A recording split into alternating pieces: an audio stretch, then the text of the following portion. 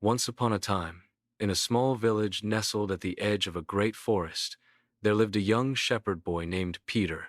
Every day, Peter's job was to take his village's flock of sheep up the hillside to graze on the sweet green grass.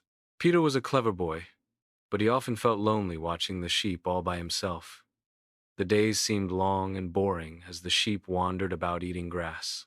He wished something exciting would happen. One sunny afternoon, as Peter sat under a tree feeling particularly bored, a mischievous idea popped into his head. "What if I played a little trick?" he thought with a grin. Peter jumped to his feet and shouted at the top of his lungs, "Wolf!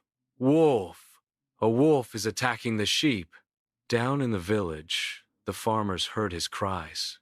They dropped their tools and came running up the hill as fast as they could, carrying sticks and pitchforks to help protect the sheep from the dangerous wolf. When they reached the top, breathing hard from running, they found Peter laughing. "There's no wolf," he giggled. "I was just joking." The villagers were not amused. They were hot, tired, and had left their important work. "That's not funny, Peter," they said sternly.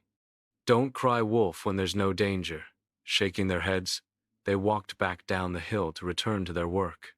Peter felt a little bad, but soon the boredom crept back in. A few days later, he decided to play the same trick again. "Wolf! Wolf!" he screamed even louder than before. "Help! The wolf is here!"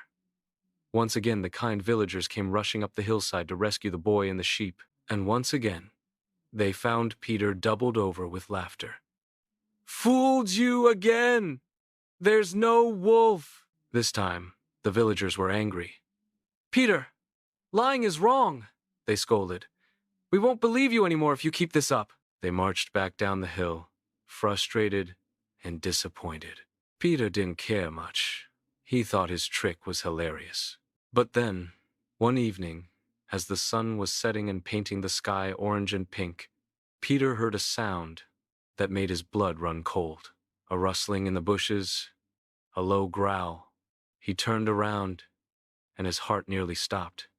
A real wolf had emerged from the forest. Its eyes gleamed yellow in the fading light, and it was creeping slowly toward the flock of sheep.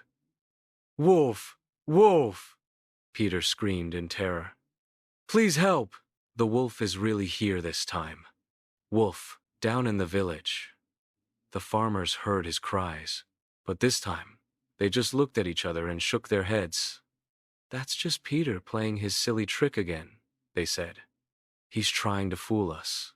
No one came to help. Peter screamed and screamed, but no one believed him.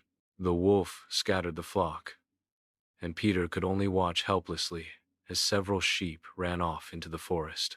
By the time Peter managed to chase the wolf away with stones, the damage was done. When Peter returned to the village that evening with fewer sheep, he had to tell the villagers what had really happened. They were sad about the lost sheep, but they said gently, "Peter, this is why honesty matters. When you lie, people stop trusting you, and when you really need help, no one will believe your words." Peter felt terrible. He realized that his lies had cost him something precious, the trust of his neighbors. From that day forward, Peter never lied again. He learned that telling the truth might not always be exciting, but it was the only way to keep people's trust. The lesson.